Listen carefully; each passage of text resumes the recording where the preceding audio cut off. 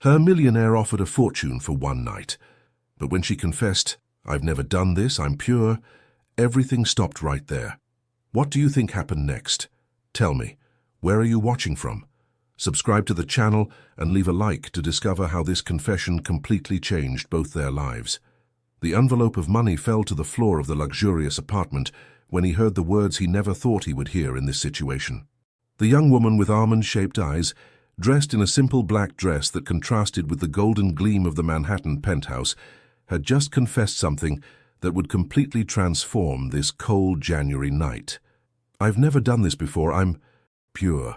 The words echoed between the glass walls that revealed the twinkling lights of Fifth Avenue, and James Harrison, a 42-year-old man accustomed to controlling every aspect of his professional life, felt for the first time in decades that he had completely lost control of the situation. The silence that settled was not what he had expected for this evening. Through the window, New York City stretched like an ocean of lights under an ink-black sky, indifferent to the drama unfolding at the top of this historic building. "Sometimes it's in the moments when we lose all control that we truly discover who we are," he thought, surprised by this unexpected reflection. James slowly approached the window, his reflection superimposed on the city lights. He observed his face, the wrinkles at the corners of his eyes testifying to years of ruthless negotiations, the square jawline always tense, the salt and pepper hair impeccably groomed, and wondered how he had arrived at this point. The young woman, Emily Walker, remained motionless near the door, hands clutched on her cheap handbag. She was only 22, but her eyes carried the weight of a lifetime of struggles. "Why are you here, then?" he finally asked, his voice softer than he had intended. A shiver ran through Emily's body. This night would change their lives forever, but neither of them could yet imagine how much. 3 days earlier, Emily Walker had been vigorously scrubbing the floor of an office building on Wall Street. Her knees protested against the prolonged contact with the cold tiles, but she continued methodically, square by square. It was her first job of the day, beginning at 5 in the morning before the employees arrived. The phone in the pocket of her work smock vibrated. Her wet hand left watermarks on the cracked screen when she read the message from her mother. "The hospital called. They can't wait any longer for payment. They're talking about stopping the treatment." Emily closed her eyes, a wave of nausea overtaking her. Her mother, in a small village in Vermont, was fighting a rare degenerative disease, and the experimental medications weren't covered by health insurance. Her 3 younger siblings depended entirely on her, as their father was too proud to admit he could no longer provide for his family with his struggling small farm. "You look like you've seen a ghost, honey." The voice of Claudia, a woman in her 40s who cleaned the upper floor, roused Emily from her torpor. "It's my mother." "Are the medical bills?" Emily murmured, unable to finish her sentence. Claudia knelt beside her, checking that no one was listening. "I might have a solution for you. A quick way to earn a lot of money. Just one night." Emily was already shaking her head, guessing where this conversation was leading. "I don't do those kinds of things, Claudia." "Sweetie, we all do things we never imagined when those we love need us." Claudia pulled an elegant business card from her pocket. "Call this number if you change your mind. They're looking for girls like you, young, pretty, with good manners. These men pay very well." That card stayed in Emily's pocket for 2 days, burning her conscience like a hot coal. Then came another call from her mother, this time in tears, announcing that the hospital had set an ultimatum. That's when Emily dialed the number. "You don't have to do this." James's voice resonated in the silent penthouse as he picked up the fallen envelope and placed it on the marble coffee table. The contrast between this gesture and Emily's words created a palpable tension in the air. Emily, trembling but determined, straightened her shoulders. "You don't understand. I need this money. My mother will die if—" She broke off, unable to continue. James observed this young woman, noting the details that his financial analyst's eye was accustomed to catching. The cheap but carefully ironed dress, the clean but unpainted nails, the brown hair simply tied back, without the costly artifices sported by women in his social circle. "Tell me," he said simply, indicating the Italian leather couch. Hesitantly, Emily sat on the edge of the seat, ready to flee at any moment. James walked to the open kitchen and returned with 2 steaming cups of coffee. "I'm not what you think," Emily began, her hands wrapping around the cup to absorb its warmth. I work as a cleaner in the morning, a waitress at a coffee shop in the afternoon, and at a clothing store in the evening. But my mother is sick, very sick, and my 3 siblings are still in school. Over the next hour, Emily's story unfolded like a fragile silk thread between them. James listened, occasionally asking precise questions that revealed his analytical mind. What specific treatment? Which hospital? What exact amounts? When Emily finished her story, the lights of New York had changed, shifting from commercial glares to the softer lights of inhabited apartments. James rose and walked to his study, opening a drawer from which he took out a checkbook. "I'll help you," he said, his voice devoid of any condescension. "Not for what you thought you had to do tonight, but because your story deserves a different ending." Emily stiffened. "I don't want your pity." "It's not pity. Consider it an investment." "An investment in what?" James smiled slightly, his first genuine smile of the evening. "In something rare in my world, honesty." James's check had been cashed the following morning by Emily, but only after an entire night spent contemplating the peeling ceiling of her tiny studio apartment in Brooklyn. The money had been immediately transferred to the hospital in Vermont, accompanied by a letter explaining that future payments would follow regularly. What she hadn't anticipated was James's call 3 days later. "I'd like to invite you to dinner, Miss Walker." His voice on the phone was professional, almost distant. Emily almost declined, but an unexpected curiosity made her accept. They agreed to meet at a small restaurant near Central Park, discreet enough not to attract attention, but respectable enough to leave no doubt about the nature of their meeting. Dinner was surprisingly comfortable. James, freed from the troubling context of their first meeting, revealed himself to be a cultured man, with a genuine passion for art history, a field that Emily had always admired from afar, never having had the means to visit museums or buy books on the subject. "Why did you invite me?" Emily finally asked as the waiter cleared their dessert plates. James took time to reflect, carefully folding his napkin before answering. "Because you're the first person in a long time who saw me as a man, not as a walking investment portfolio." Emily couldn't help but laugh. "I remind you that our meeting was precisely based on your portfolio. On the contrary, you came in for a transaction, but you chose honesty instead of playing a role. It's refreshing." That first dinner was followed by a second, then a third. Emily maintained her emotional distance, convinced that this man would eventually want something in return. But the weeks passed, and James asked for nothing more than her company and her honest opinions on everything, from art exhibitions to the complex business decisions he patiently explained to her. The first crack in their budding relationship appeared a month later, when Emily received a letter from the hospital. All past bills had been settled, and a fund had been created to cover all future treatments. She confronted James in his office on Park Avenue, making her way past his surprised secretary. "How dare you!" she exclaimed, throwing the letter onto his mahogany desk.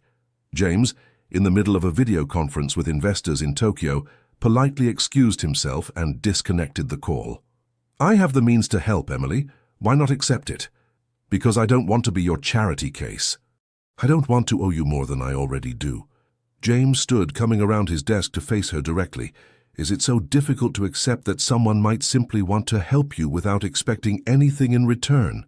"Yes," Emily almost shouted, "because it doesn't exist. Everyone wants something." A heavy silence settled between them, filled with unspoken truths and old wounds.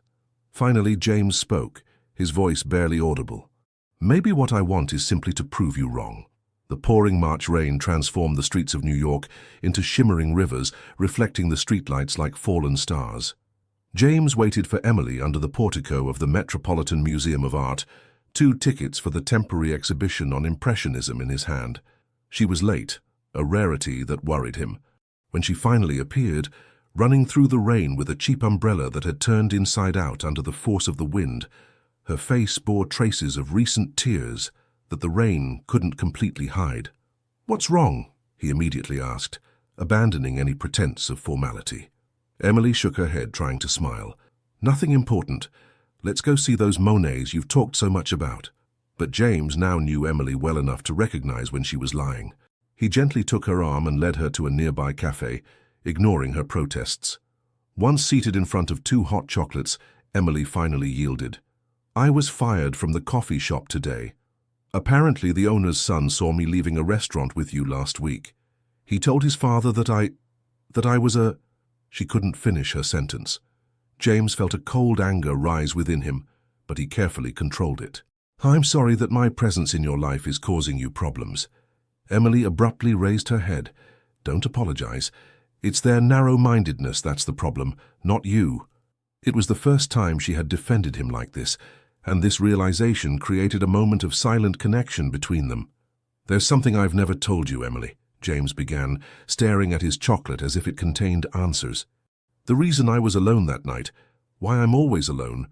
He then told her the story he hadn't shared with anyone for years, how, as a young man of 25 with a promising career ahead of him, he had fallen madly in love with a woman named Claire, how they had gotten engaged, planned a future together, how, a week before their wedding, he had discovered she had been having a relationship with his best friend for months, how during the confrontation she had simply shrugged and said, "You were a good career move, James, don't take it personally." Since then, I keep everyone at a distance. Relationships in my world are rarely based on authentic feelings. Money corrupts everything. Emily listened without interruption, her own pain momentarily forgotten in the face of this revelation of vulnerability. "We're both prisoners, aren't we?" she murmured. "You, of your wealth. Me, of my poverty." This conversation marked a turning point. For the first time, they truly saw each other, not as the rich benefactor and the young woman in need, but as two people carrying different but equally deep scars. The following day, Emily received a letter containing a job offer as an assistant at the Contemporary Art Gallery that James had been financially supporting for years. She almost tore it up, but stopped upon reading the attached note. "This isn't from me." The director was at the cafe yesterday and overheard our conversation. "She was impressed by your knowledge of Monet. You deserve this opportunity." "Smile, for heaven's sake. You look like you're going to a funeral," hissed Isabella Harrison, James's older sister, as they approached the entrance of the Lincoln Center. The annual Arts Foundation Gala attracted New York's elite, and tonight, for the first time, James had brought Emily as his official companion. Emily nervously adjusted the midnight blue dress that James had given her, her first concession to accepting an expensive gift from him. The silk glided over her skin like water, so different from the cheap fabrics she was used to. "I don't belong in this world, Isabella," she whispered to the elegant 50-year-old woman who, after weeks of fierce resistance to her existence, had finally agreed to help her prepare for this crucial evening. "No one truly belongs in this world, my dear. We're all playing a role. The secret is to make others believe we're not." James observed this interaction with a mixture of surprise and gratitude. The gradual acceptance of Emily by Isabella was unexpected, especially after the disastrous family meeting at the Hamptons estate 2 months earlier, where his mother had practically thrown Emily out of the property. The photographer's flashes popped as they entered, and Emily felt all eyes turned toward her. Who is she? Where does she come from? How did she catch the attention of Manhattan's most eligible bachelor?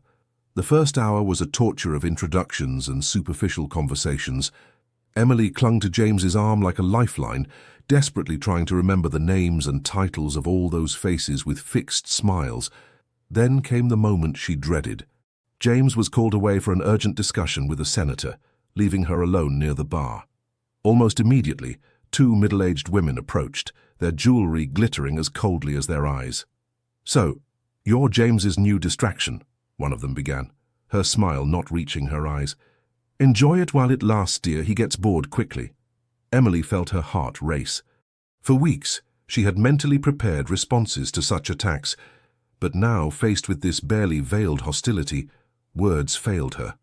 "James isn't the type to commit," added the other woman, swirling her champagne in her crystal flute. "My niece knows that well. 3 months was his record so far. You're approaching the expiration date." Emily looked around, seeking an escape. It was then that a deep, authoritative voice sounded behind her. "Ladies, I see you're getting acquainted with Emily. I hope you're telling her about the excellent work she's doing at the Light Gallery. Her knowledge of Impressionist art is truly remarkable." Robert Harrison, James's father, stood there, imposing in his perfectly tailored tuxedo. At 75, he remained a force in the American business world, and his unexpected appearance at this gala, he who detested social events, created a shockwave. The two women retreated quickly, leaving Emily alone with this man whom she had met only once briefly, and who had barely looked at her. "Thank you, Mr. Harrison," she said softly. "Robert," he corrected, "and don't thank me. These hyenas understand only social hierarchy. They're jealous because you have something they never had and never will." "Money?" asked Emily, confused. Robert laughed, a surprisingly warm sound coming from this man with the icy reputation. "No, my dear. My son's genuine interest. I've been watching him since you entered his life. He's changed. For the first time since that business with Claire, he truly smiles." This simple validation from an unexpected source gave Emily the strength to navigate the rest of the evening with her head held high. But the real test came later, when a journalist from a well-known tabloid approached her as she left the restroom. "Miss Walker, is it true that you met James Harrison through an escort service?" The question, deliberately asked loudly so others could hear, froze Emily in place. Around her, conversations stopped, and she felt dozens of gazes turn toward her, eager for her reaction. In this moment of truth, Emily did what no one expected. She smiled, approached the journalist and said in a clear, calm voice, "Sir, if you're truly interested in a story, why not write about the microcredit fund for women entrepreneurs that the Harrison Foundation has just launched in Vermont? That's a subject that would deserve your attention far more than malicious gossip." Then she walked away, head held high, under Isabella's admiring gaze and Robert's proud smile. That night, she earned not only the respect of the Harrison family, but also her own. You must choose, James. This relationship, or your position in the family business. The voice of Elizabeth Harrison, matriarchally seated in the large Queen Anne chair that dominated her private sitting room in the Hamptons estate, left no room for negotiation. At 78, Elizabeth Harrison maintained firm control over the financial empire she and her husband had built, and which she continued to direct with an iron hand since her widowhood. James stood before her, like a schoolboy summoned to the principal's office, despite his 42 years and considerable personal fortune. "Mother, with all due respect, my personal life is not subject to your approval." Elizabeth delicately set down her teacup, the porcelain tinkling in the heavy silence. "You're wrong, my son. In our position, personal and professional lives are inseparable. This girl is not from our world. The rumors about how she entered your life persist. Our reputation—" "I don't care about reputation," James interrupted, momentarily losing his legendary calm. "For once in my life, I've found someone who sees me for who I am, not for what I own." Elizabeth raised a perfectly drawn eyebrow. "And you really think she would be interested in you if you were a simple office worker? Don't be naive, James. Money always attracts these kinds of people." This comment struck James to the heart, awakening his deepest doubts. Did Emily truly have feelings for him? Or was it the financial security he represented that attracted her? Despite 5 months of relationship, this question still haunted him in his moments of vulnerability. His mother, sensing his uncertainty, delivered the final blow. "Think, James, if you choose to continue this relationship, the family shares you hold in the company will be bought back. You'll lose your seat on the board. Is she really worth such a sacrifice?" James left the estate without answering, driving his car at dangerous speed on the winding roads of Long Island. His phone rang several times, Emily concerned about his unusual silence, but he didn't answer. He spent the night in a small anonymous hotel, confronted with the most difficult choice of his life. By morning, his decision was made. Emily waited in their apartment in Greenwich Village, having spent a sleepless night imagining 1,000 catastrophic scenarios. When James finally entered, his face was unreadable. "Your mother wants you to leave me, doesn't she?" she asked directly. James nodded slowly. "She gave me an ultimatum. You or the family business." Emily felt her heart break. Despite all their shared moments, despite the promises whispered in the intimacy of their bedroom, she knew what that empire represented for him. Generations of work, a legacy, his very identity. "I understand," she said softly, already mentally packing her belongings. "I won't hold it against you. Your family—" "I've made my choice," James interrupted. He knelt before her, taking her trembling hands in his. "I've chosen to create my own path. I resigned from my position on the board this morning." Emily looked at him with horror. "No, you can't sacrifice all that for me." "I'm not sacrificing anything of real value," he replied, his face suddenly more serene than she had ever seen it. For years I've built fortunes for others, negotiated mergers, restructured companies. I've accumulated money and power, but for what? To be alone in a golden penthouse? He rose and walked to the window, contemplating the view of the Hudson River. I have enough personal money to live comfortably 100 lifetimes. I have connections throughout America. I can create my own consulting firm, work on my own terms. Emily approached him, gently touching his arm. But your mother, your siblings, they'll come around when they see I'm serious. Isabella is already on our side, and Robert too, in his way. He turned to her. The real question is, are you ready for this journey? It won't be easy. My mother is influential. She can make life difficult for us for a while. Emily felt tears rise. For months she had fought against her growing feelings, convinced their relationship was temporary, that a man like James couldn't really love her, a simple country girl with no formal education or social connections. I love you, she said simply, uttering those words for the first time. I love you enough to face all this by your side. That evening they wrote together a press release announcing James's resignation from the board of Harrison Financial and the creation of his new company, Light Consulting. The name was a tribute to the art gallery where Emily still worked, and to the change she had brought into his life. The break was complete. The path had changed direction. The article appeared on a Tuesday morning, on the front page of the Wall Street Journal's business section, with a headline that had the effect of a bomb in the American business world. Scandal in the Harrison house, heir dethroned for affair with escort. James, who was having his coffee while preparing a presentation for a potential new client, dropped his cup, which shattered on the hardwood floor of their new apartment, more modest than his former penthouse, but still elegant and located in Greenwich Village. From now on they were navigating uncharted waters together. Emily, he called, his voice tense with urgency. But she had already seen. Standing in the doorway, her face was deathly pale as she held her phone, where dozens of notifications of messages and missed calls were flashing. They did it, she whispered. Your mother finally used her nuclear option.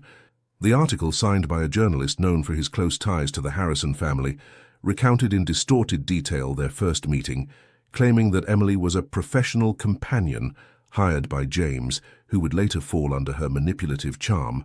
Sources close to the family, quoted anonymously, spoke of a calculated campaign on Emily's part to seduce the heir and secure a comfortable position.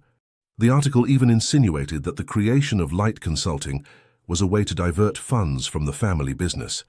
We need to call our lawyer immediately, James declared, already switching to crisis management mode. But Emily remained motionless, as if petrified. My siblings will read this, my mother and the whole village. Her voice broke. During the 8 months of their relationship, she had worked hard to build her own professional identity at the gallery, had enrolled in evening art history courses, had even begun writing exhibition reviews for a small cultural magazine. Everything she had built now seemed reduced to ashes by these words printed in black and white. The following days were a media nightmare. Other newspapers picked up the story, adding their own embellishments. Paparazzi camped outside their building. Emily's phone wouldn't stop ringing. Curious former colleagues, friends looking for gossip, her distressed family. The gallery where she worked asked her to take a temporary leave until the situation calms down. Her university courses became unbearable, the whispers and stares following her in the corridors. James, accustomed to media storms, tried to protect her as best he could. But for Emily, this public exposure was an unprecedented torture. The crisis reached its peak when Emily received a call from her father, his voice trembling with anger and shame. Is it true? He asked simply. Tell me it's not true, Emily. Dad, it's not like they describe it. Yes, I met James in unusual circumstances, but I didn't. She couldn't find the words to explain that fateful night without confirming her father's worst fears. The silence at the other end of the line was more devastating than any accusation. Finally, her father spoke, his voice unrecognizable. Don't come back to the village for now. Your mother is upset enough as it is. The click that followed resonated in Emily's soul like a gunshot. That night, James found her sitting in the dark on the balcony of their apartment, staring at the New York skyline without seeing it. I've lost my family, she said without turning around. I've lost my job. I've lost my dignity. And for what? James knelt before her, seeking her gaze in the darkness. For us, for a chance to live authentically. Emily shook her head. Maybe your mother was right. Maybe we shouldn't be together. Our worlds are too different. Don't say that, James pleaded, an unusual panic in his voice. We can overcome this. How? Emily asked, her voice flat, empty of emotion. How do you rebuild a destroyed reputation? How do you regain your family's trust? How? She broke off, exhausted by grief and humiliation. James remained silent for a long time, understanding that empty promises would not suffice. Finally, he said softly, "One step at a time. That's all we can do. One step at a time." That night, they slept separately for the first time in months. Emily on the couch, James in their bedroom, both staring at the ceiling, wondering if their love could survive the trial by media fire. Rain beat against the windows of the New York apartment, creating a melancholy symphony that perfectly matched the mood of its occupants. 3 weeks had passed since the devastating article, and although the paparazzi had grown tired, the damage persisted like a poorly healed wound. Emily wandered through the apartment like a ghost, spending hours staring at her computer screen where cruel comments appeared under online articles. James had tried to dissuade her from reading them, but she seemed unable to stop, inflicting this pain on herself as a form of self-punishment.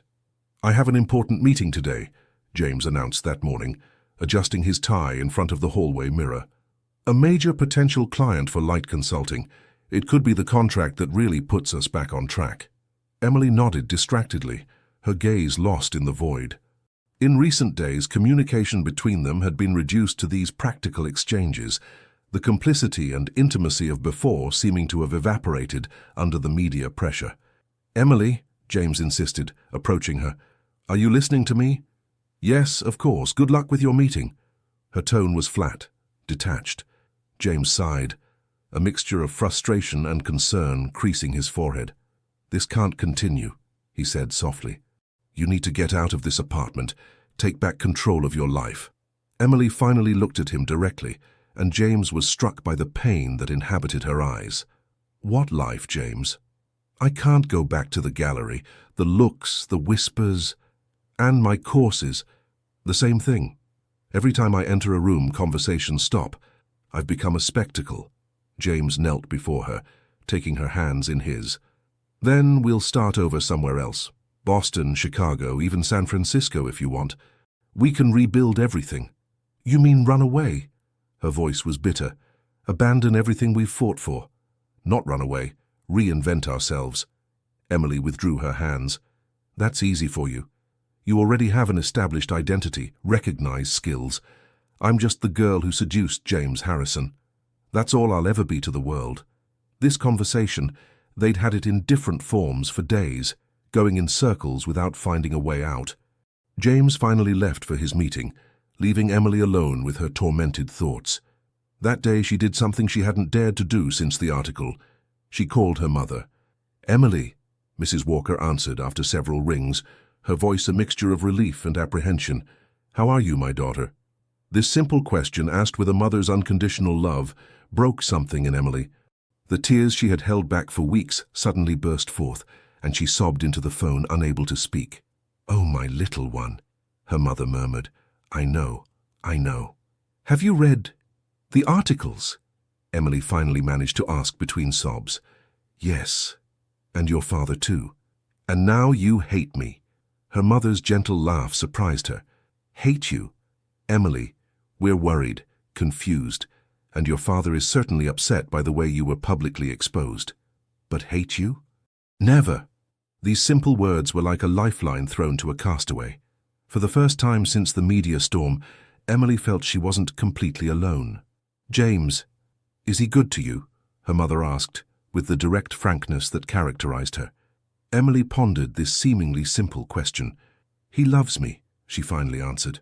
"I know that, but sometimes I wonder if love is enough in the face of so many obstacles." "Love is never enough on its own, my daughter. It also takes courage, perseverance, and sometimes the willingness to forgive, not only others but also yourself." This conversation was the first ray of light in the darkness that enveloped Emily. But that evening, when James returned, his face somber and defeated, she immediately knew something had gone wrong. "They cancelled the contract," he announced, pouring himself a glass of whiskey, a habit he had recently resumed after years of abstinence. "Apparently they don't want to associate their brand with someone making tabloid headlines." The despair in his voice was palpable. For the first time, Emily clearly saw how much this situation was also affecting James. While she had been wallowing in self-pity, he had been silently struggling to keep his new company afloat in the face of prejudice and rumors. "I'm sorry," she whispered, suddenly feeling selfish for having been so absorbed in her own pain. James shook his head. "It's not your fault. It's my mother pulling strings behind the scenes, I'm certain of it. She's always known how to exert discreet but effective pressure." That night, lying side by side in their bed but separated by an emotional abyss, Emily made a decision. If their relationship was to survive, something had to change. And perhaps that change needed to start with her. "James," she whispered in the darkness, "I think I need to leave for a while." She felt his body stiffen beside her. "Leave? Not leave you," she quickly clarified. "But step back. Go back to the village. Make peace with my family, with myself. I can't continue to be this burden for you, this broken woman who haunts your apartment." James turned toward her, seeking her face in the dimness. "You've never been a burden, Emily. Never. But I'm not myself anymore either. And I need to find who I am before I can fully be with you." The silence that followed was heavy with unspoken thoughts, fears, and uncertainties. Finally, James spoke, his voice barely audible. "How long?" "I don't know. As long as it takes." "And if you don't come back?" The vulnerability in this question broke Emily's heart. For the first time in weeks, she nestled against him, resting her head on his chest. "If our love is real, I'll come back. And if I don't come back, then maybe your mother was right all along." The following morning, Emily was packing her suitcase, preparing for her temporary return to Vermont. A painful but necessary decision, the first step toward possible healing, or toward the definitive end of their love story. The village of Maple Creek hadn't changed, fixed in a timeless beauty that even winter couldn't dim. The century-old maple trees, the weathered clapboard facades, the church steeple that always rang with a slight delay. Everything was exactly as Emily remembered. Yet she felt like a stranger, walking down the paved streets, with the impression of being constantly observed, judged. It wasn't just an impression. Curious glances did follow her, conversations did stop as she passed, only to resume in whispers as soon as she moved away. The family home, an old farmhouse renovated over generations, stood on the outskirts of the village, surrounded by a modest field of wildflowers that wouldn't bloom for several months yet. Emily stopped in front of the wrought-iron gate, suitcase in hand, hesitant. Her father spotted her from the barn where he was repairing an old tool. He froze for a moment, then wiped his hands on his work pants and slowly approached. Emily held her breath, uncertain of the welcome that awaited her. "Did you have a good trip?" he asked simply, taking her suitcase without looking her directly in the eyes. "Yes, thank you, Dad." That was all. No embrace, no reproaches either. Just this polite distance that hurt more than any confrontation. Inside, her mother was more demonstrative, enveloping her in a hug that smelled of lavender and fresh bread. Her younger siblings, Matt, 16, Lily, 14, and little Ethan, 10, reacted with a mixture of curiosity and shyness, as if facing a stranger. "How long are you staying?" Lily asked during dinner, breaking the awkward silence that reigned around the rustic table. Emily looked at her plate of meatloaf, her favorite dish that her mother had specially prepared for her return. "I don't know yet. A few weeks, maybe longer." "And your rich boyfriend," Lily persisted with the brutal frankness of adolescence. "Won't he miss you?" "Lily," her mother intervened, casting a warning look at her daughter. "It's okay, Mum," Emily said softly. "James and we need space to think." Her father noisily set down his fork. "Think about what? About how he ruined your reputation?" "Dad, that's not fair. James didn't do anything wrong." "Nothing wrong." Her father's voice trembled slightly. "He exposed you to public ridicule. God, Emily, we had journalists here.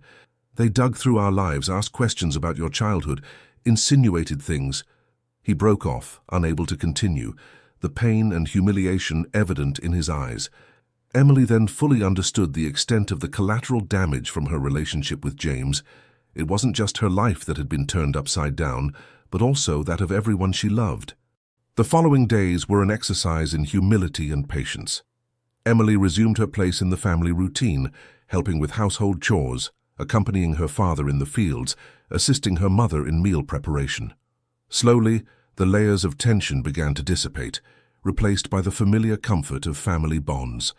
A week after her arrival, while helping Ethan with his math homework, her phone vibrated with a message from James. "I miss you. The house is empty without you. How are you?" Emily stared at the screen for a long time before simply replying, "I'm better. I need more time." This brief communication triggered a painful realization. Despite the distance she had put between them, her heart remained irrevocably tied to this man. But was it true love or simply the emotional dependency that had developed through their shared trials? This question tormented her as she walked alone the next day in the surrounding hills, seeking clarity in the austere beauty of the winter landscape. At the top of a small ridge, she sat on a rock, contemplating the village below, and, in the distance, the foothills of the Green Mountains. "I thought I might find you here." The voice made her start. Megan, her childhood friend, was climbing toward her, her boots crunching on the frozen ground. They had once been inseparable, but their paths had diverged when Emily left for New York. Since then, their interactions had been limited to occasional messages and birthday cards. "Megan, what are you doing here? Your mother told me you were back." She sat beside Emily, pulling a thermos from her bag. "Peppermint tea, still your favorite, right?" This simple gesture of familiarity moved Emily more than she would have thought possible. They shared the tea in silence, watching the winter sun play on the shingled roofs. "So," Megan finally said, "is it true what they're saying? You fell in love with a billionaire?" Emily couldn't help but laugh, her first genuine laugh in a long time. "He's not a billionaire, just very rich, and yes, I love him, or at least I think I do." "You think?" Megan looked at her with curiosity, without judgment. "How can you not be sure if you love someone?" Emily sighed, searching for words to express the complexity of her feelings. "When two people from such different worlds meet, Megan, it's hard to know what's real and what's a reaction to extraordinary circumstances. James saved me from a desperate situation. Do I love him for himself or for what he represents?" "For the security he offers me." Megan reflected a moment, then gently asked, "And him? Why does he love you?" This simple question struck Emily like a revelation. Why did James love her? Was it for her youth, her relative beauty? Because she represented a form of authenticity in his world of appearances. "I don't know," she admitted. "I've never really asked him." "Maybe you should." This conversation marked a turning point in Emily's reflection. In the days that followed, she began keeping a journal, honestly exploring her feelings, her fears, her hopes. She wrote letters to James that she didn't send, pouring onto paper all the questions she had never dared ask him directly.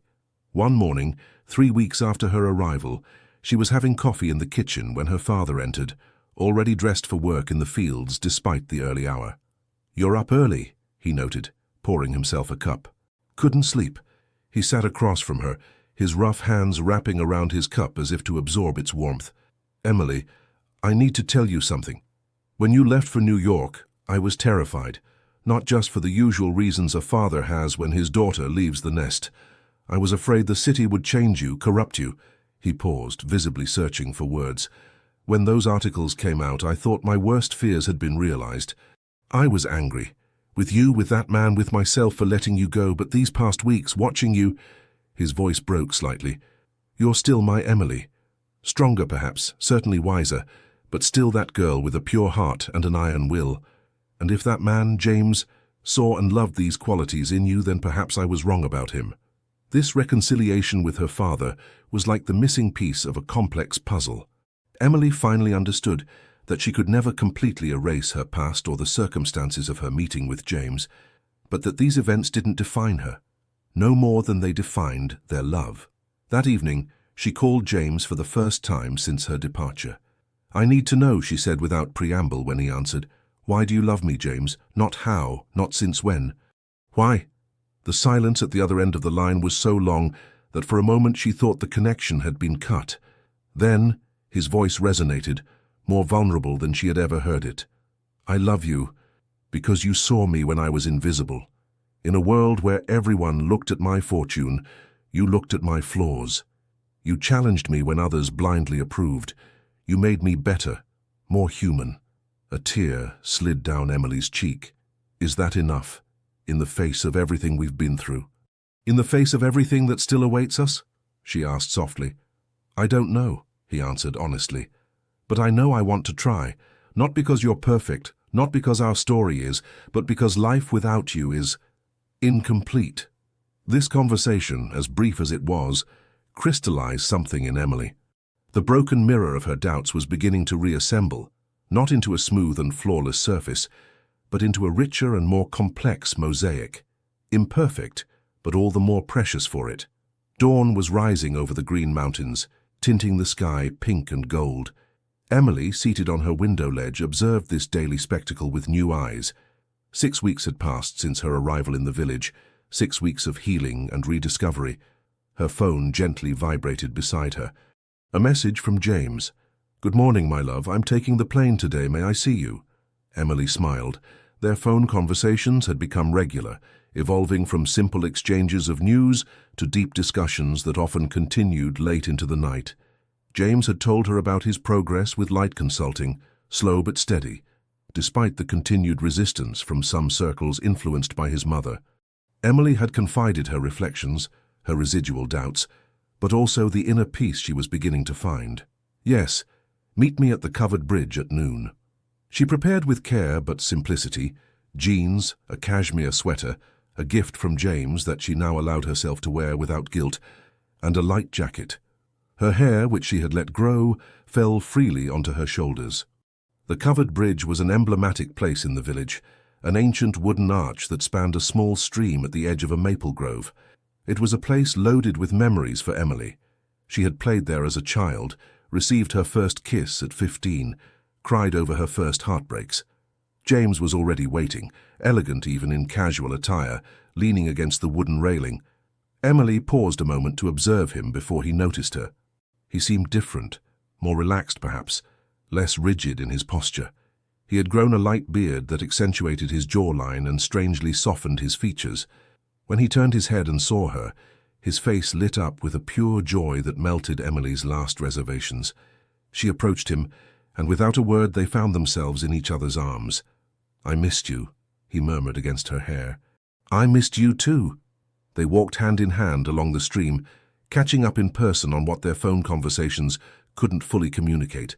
James told her how he had finally secured a major contract with a German tech company, not despite the scandal, but almost because of it. The CEO had been impressed by his resilience and his refusal to conform to family pressures. And you? He finally asked. What have you decided for your future? For our future? Emily stopped, taking both his hands in hers and looking directly into his eyes. I want to be with you, James, I truly do, but not like before. He frowned slightly, concerned. What do you mean? I no longer want to be simply James Harrison's companion. I need to have my own identity, my own career. James nodded, understanding. Of course, the gallery would surely be happy to take you back now that the media storm has calmed down. No, Emily said firmly. I don't want to return to a job I obtained because of you, however rewarding that experience was. She took a deep breath. During these weeks here, I've thought a lot about what I really want to do. Remember that microcredit fund we talked about to help women entrepreneurs in rural areas? James nodded, remembering that conversation that now seemed to belong to another life. I want to actually create it. Not as a charitable project, but as a real social enterprise. I've done research, spoken with women from around here who have brilliant ideas but no access to capital. There's a real need, James. Her eyes shone with a passion and determination that James hadn't seen in a long time. But I have no training in finance, in management, Emily continued. You can learn, James gently interrupted. You're one of the smartest people I know. And I could help you, not by doing things for you, but by guiding you, introducing you to the right people. Would you agree to that, even if it means I'll spend time here, in the countryside? James smiled, caressing her cheek. Emily, I can work from anywhere. Light consulting doesn't have to be based in New York. In fact, he hesitated a moment, then continued, I visited a property yesterday before coming here. An old estate to restore, halfway between Burlington and Montpellier. Close enough for you to easily visit your family, but far enough to give us our space. Emily looked at him, astonished. You're seriously considering leaving New York? I'm seriously considering it, yes. These last few months have made me realize that I never really loved that city. I settled there because it was what was expected of me, where business was done. But now I can create my own rules. He paused, suddenly uncertain. Of course, if you prefer to stay in New York, or if you want your own space. Emily placed a finger on his lips, interrupting him. Show me this estate. They spent the afternoon exploring the property. A magnificent structure from the 18th century, surrounded by maples and pines, with a breathtaking view of the valley. It required significant renovation work, but its potential was evident. Emily stopped on the stone terrace, already imagining sunny breakfasts, dinners under the stars, a bright workspace where she could develop her project. What do you think? James asked, carefully observing her reactions. I think it's perfect. Not as a refuge where we'd hide from the world, but as a new beginning, a place where we could build something together, each in our own way. That evening, they dined with Emily's family. The atmosphere was initially tense, especially on her father's side, but James's evident sincerity and Emily's radiant happiness gradually dissipated the reservations. When James explained his intention to buy a property in the region and settle there, Emily's father seemed particularly touched by this gesture. You would leave New York for my daughter? He asked, incredulous. I'm not abandoning anything of real value, James simply replied. I gain much more than I lose. Later, as they walked under the stars toward the small inn where James had booked a room, Emily took his hand. I realized something today, she said softly. All these weeks, I was trying to find out if our love was strong enough to survive the outside world. But the real question was, are we strong enough to create our own world? On our own terms? James stopped, drawing her to him. And what's the answer? Emily smiled, rising on tiptoe to kiss him. I believe we've just begun to write it. Spring had burst upon Vermont like a kept promise, transforming the hills into tapestries of wildflowers and filling the air with intoxicating scents. The estate, which James had purchased and renamed The Light, had become the center of frenzied activity. Local craftsmen were busy bringing the old house back to life, preserving its historic character while adapting it to modern needs. Emily personally supervised the work, revealing an unsuspected talent for architecture and interior design. That morning, she stood in what would soon become her office, a bright space overlooking centuries-old maple trees. The exposed beams of the ceiling had been carefully restored, and the stone walls, freed from the old plaster, revealed a rustic beauty that harmoniously contrasted with the contemporary large windows. Miss Walker? Emily turned to see Mrs. Thompson, a woman in her 50s with a face weathered by the Vermont sun, standing timidly at the entrance to the room. Please come in, Emily invited her with a warm smile. Mrs. Thompson was the first potential candidate for the microcredit fund that Emily had officially launched a month earlier. Her project, a cooperative bakery that would allow women from the neighboring village to create their own products using local ingredients, was exactly the type of initiative that Emily wished to support. They sat on folding chairs, the definitive furniture not having arrived yet, and discussed for more than an hour the business plan that Emily had helped Mrs. Thompson develop. I would never have imagined doing this, the older woman confided, looking with wonder at the financial projections on Emily's tablet. At my age, starting a business, my husband thinks I'm crazy. Age has nothing to do with dreams, Emily replied with conviction, and sometimes the best ideas come from decades of experience. After Mrs. Thompson's departure, Emily remained thoughtful, contemplating the journey traveled since that fateful night in New York. In 6 months, her life had been completely transformed, not simply by her relationship with James, but by the courageous choices they had made together and separately. The fund, which she had named Future Seeds, was taking shape rapidly. James had provided the initial capital, but at her own insistence in the form of a loan that Emily would gradually repay as the social enterprise generated revenue. She wanted this project to be truly hers, built on her own merit rather than on her companion's fortune. James, for his part, had accomplished the impossible, transforming light consulting into a respected company despite his mother's continued efforts to marginalize him in the business world. His new approach, favoring clients whose values aligned with his and refusing purely lucrative but ethically dubious contracts, had attracted a loyal and prestigious clientele. Even more surprising, Isabella, his older sister, had finally broken with the official family position and reconciled with James.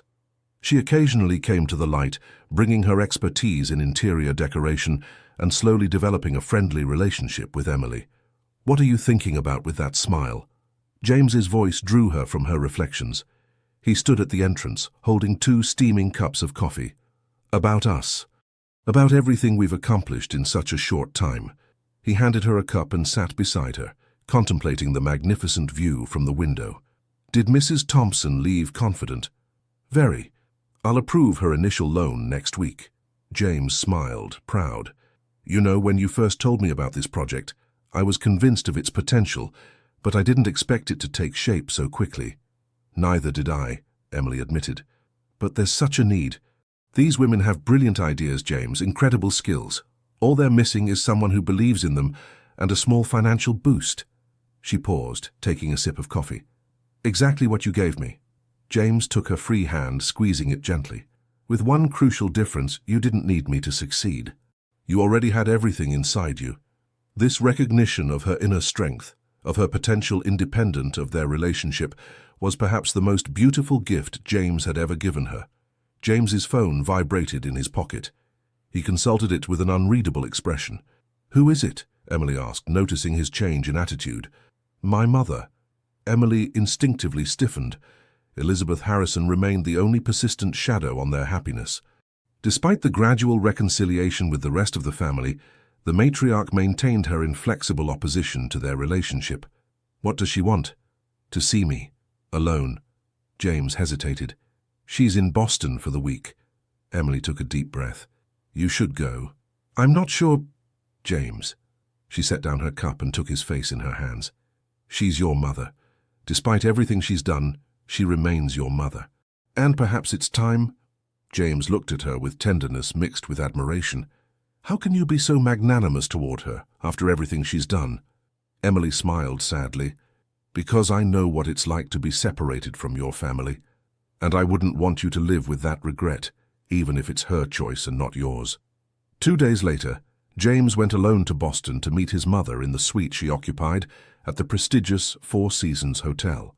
Emily remained at the light, trying to focus on her work but unable to ignore the anxiety gnawing at her. When James returned late in the afternoon, his expression was unreadable. "How did it go?" Emily asked, welcoming him on the newly restored terrace. James sighed, sitting heavily in one of the wicker armchairs. "She's aging," he said simply.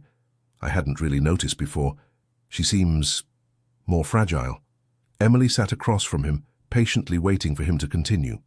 "She didn't apologize. My mother never apologizes. But she told me she was disappointed that I hadn't come home for Christmas." He gave a small laugh without joy, as if the last few months hadn't existed. "What did you tell her?" "That my home is here now. With you." Emily felt her heart tighten at these words. "She proposed a compromise," James continued.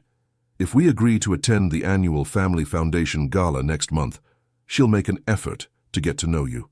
Her words, not mine. "A gala?" Emily felt a wave of anxiety overwhelm her at the memory of her last experience at this type of social event. "James, the last time, it will be different," he firmly assured her. "This time we're going as an established couple, not as a curiosity.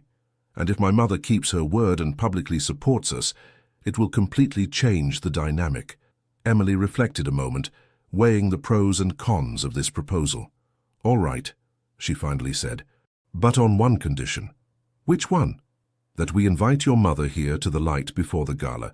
If she truly wants to make an effort to get to know me, it won't be in her territory, surrounded by her world, but here, in ours." James looked at her with surprise, then with a growing smile. "That's brilliant, actually, and incredibly brave." "It's not courage," Emily gently corrected. "It's conviction. If we truly want to build something lasting, we must do it on our own terms." That night, as they dined under the stars, the scent of newly planted jasmine floating in the mild air, James raised his glass of local wine.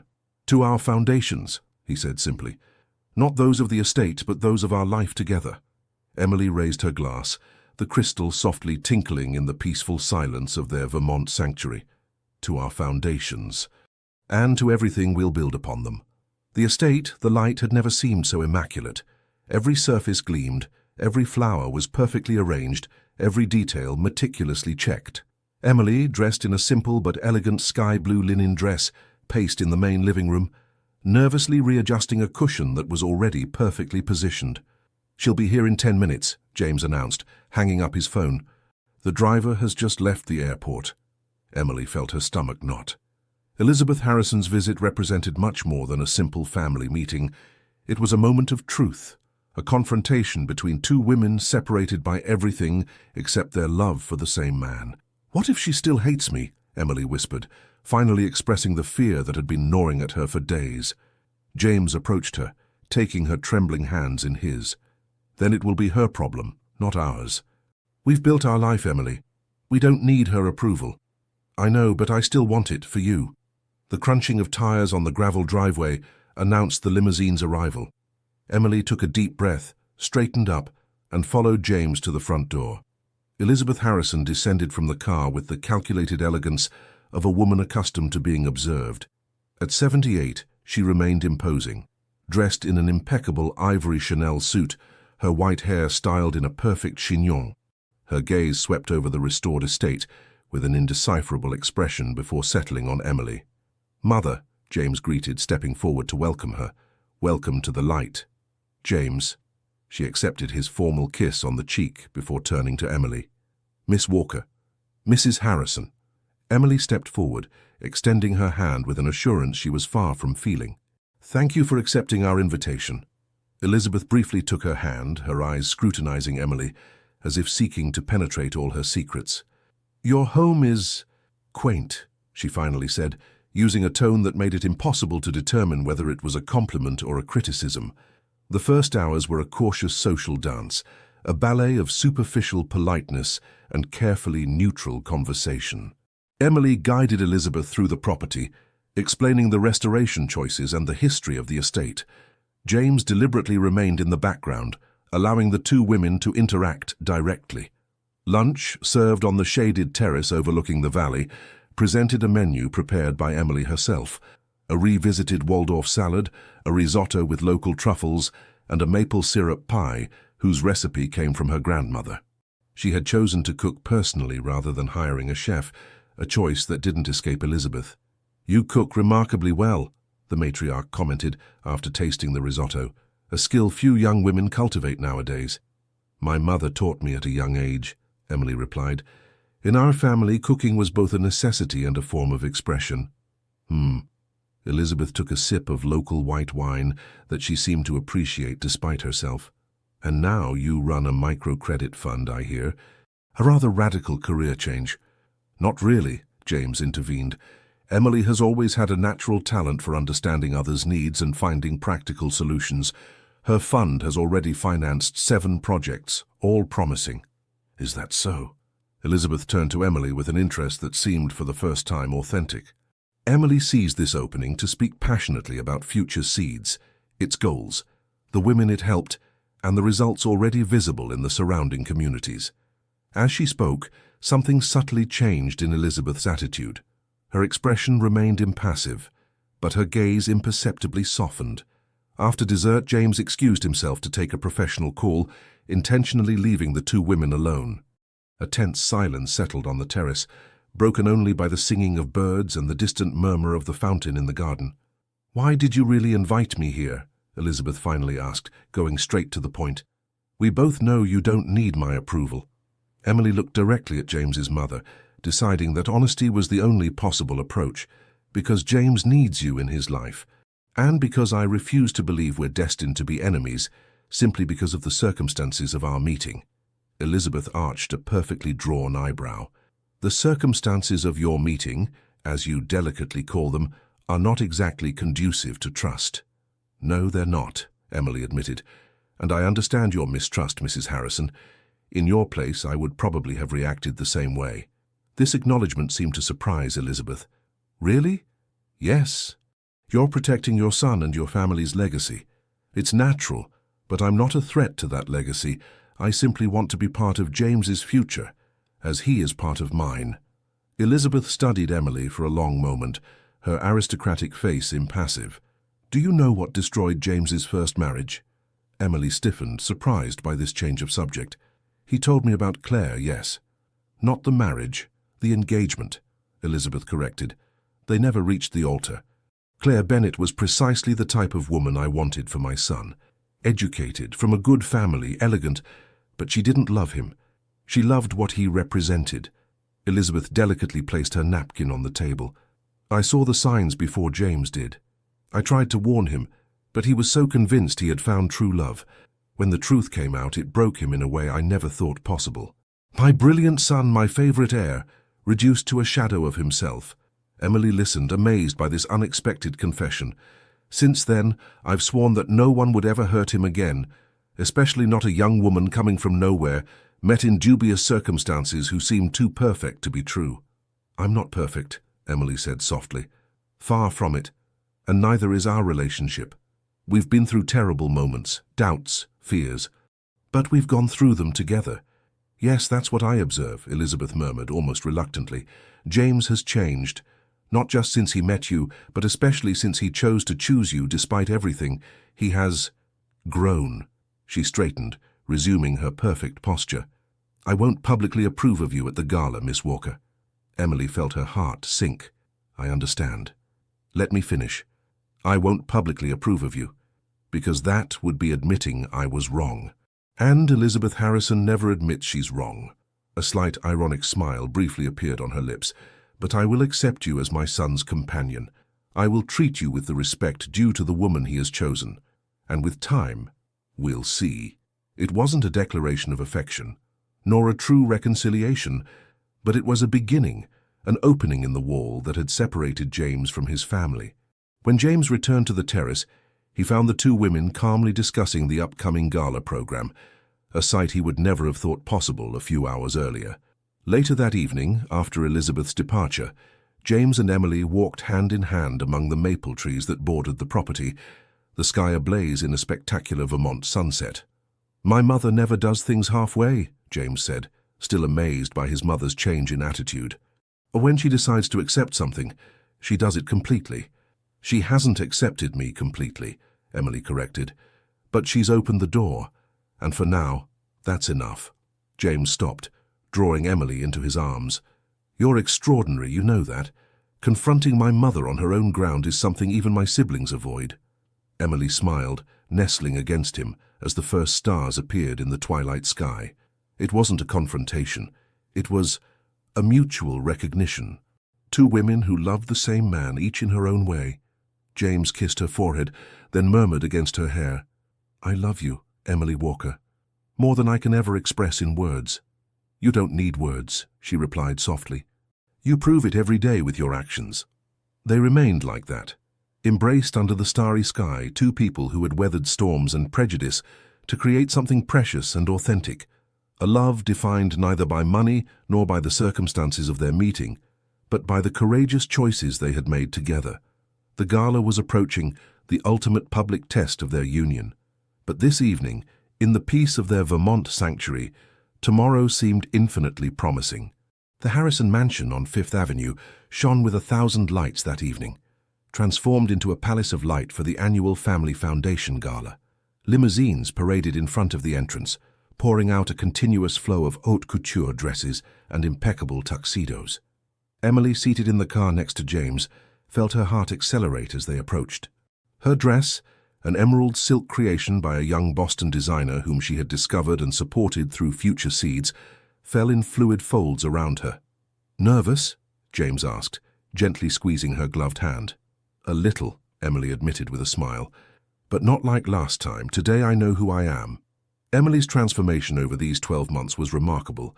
The shy, desperate young woman who had entered James's penthouse on a cold January night had given way to a confident and accomplished woman, running her own social enterprise and building her life on her own terms. When they entered the grand hall of the mansion, a momentary silence settled, followed by a wave of murmurs. All eyes turned toward them, the couple whose controversial relationship had been the talk of New York high society. Elizabeth Harrison, majestic in a midnight blue gown, stood at the foot of the grand staircase. In accordance with their tacit agreement, she advanced toward them, exchanging traditional kisses with her son, then, to everyone's surprise, with Emily as well. "You look radiant, my dear," she said loud enough to be heard by the closest guests. "This color suits you marvelously." This simple public gesture of acceptance instantly changed the dynamic of the evening. If the Harrison matriarch welcomed Emily, who were the others to reject her? The following hours were a social whirlwind very different from Emily's previous experience. Influential businessmen came to discuss her microcredit fund with her, impressed by the concrete results she could already present. Women who had once disdained her now sought her opinion on philanthropic matters. "Look at how they turn like weather vanes," Isabella murmured to Emily as they refreshed themselves at the buffet. "The hypocrisy of our world truly knows no bounds." Emily smiled, observing the elegant crowd evolving in the sumptuous rooms. "It's human nature, I suppose. We follow social cues for better or worse." "You're surprisingly indulgent," Isabella noted, admiring. "I've learned that grudges are too heavy a burden to carry." And then Emily broke off, seeking James with her gaze. He was engaged in an animated conversation with Robert, his father, in a corner of the salon. Some things are worth forgiving to move forward. In the middle of the evening, Elizabeth gently tapped her crystal glass with a silver spoon, demanding everyone's attention. Silence immediately fell in the rooms. "Dear friends," she began in her clear, authoritative voice, "as every year we are gathered to celebrate the achievements of the Harrison Foundation and announce our future initiatives." She paused, scanning the room. "This year, however, is special. Not only are we celebrating the Foundation's 50th anniversary, but we are also witnessing a significant renewal within our family itself." Emily felt James stiffen slightly beside her. This development wasn't planned. "My son, James, has chosen a different path than his father and I had imagined for him. Initially, I must admit, this deeply upset me." A murmur ran through the assembly. Elizabeth Harrison never publicly admitted her personal feelings. "But with time I've understood a fundamental truth. A family's true legacy doesn't lie in the blind continuity of traditions, but in each generation's ability to reinvent this legacy while preserving its essential values." She gestured toward James and Emily. "My son and his companion, Emily Walker, have created something remarkable in Vermont. Light Consulting redefines business ethics in a way that, I must admit, perfectly corresponds to my late husband's original vision. And Future Seeds, the microcredit fund founded by Miss Walker, embodies the entrepreneurial spirit and social responsibility we have always sought to promote." Emily felt her throat tighten with emotion. This wasn't simply a polite acceptance. It was a public recognition of the value of their work, of their choices. "This is why," Elizabeth continued, "I have the pleasure of announcing that the Harrison Foundation will officially partner with Future Seeds to extend its action throughout America. Not as a majority investor, but as a partner that respects the vision and independence of its founder." Applause erupted in the room. James squeezed Emily's hand, his gaze expressing everything words couldn't say: the pride, the love, the shared victory after so many trials. Later in the evening, as the orchestra played a Viennese waltz, James led Emily onto the dance floor. "My mother never ceases to surprise me," he murmured, as they gracefully twirled among the other couples. "I would never have imagined such an announcement." "She's remarkable," Emily agreed. "I better understand where your determination comes from." James smiled, his eyes never leaving hers as they danced. "Tonight truly marks the end of one chapter and the beginning of another, doesn't it?" Emily nodded, her heart overflowing with emotion. "A year. It's been almost exactly a year since that night I knocked on your door. The night my life truly began," James whispered, though neither you nor I knew it at that moment. The music softened, and James slowed their steps until they were almost motionless amid the other dancers. "Emily Walker," he said softly, but with an intensity that made her heart skip. "You've taught me what true courage is. You've shown me how to live authentically, how to risk everything for what truly matters. He moved slightly away, slipping his hand into the inner pocket of his tuxedo. I had planned to do this at the light in our garden, but I realize now that this place is perfect. Emily held her breath upon seeing the small velvet box he now held. Here, in front of my family, in front of this world that tried to separate us, I want to ask you. He gently opened the box, revealing an antique ring set with a sapphire surrounded by small diamonds. Will you marry me? Not to become a Harrison, but so we can continue to build our own legacy together? Time seemed to stop. The music, the conversations, even the curious gazes that had turned toward them, all of it faded away. There remained only James and her at the center of their own universe. Yes, Emily answered, her voice clear and sure. Yes, I will marry you.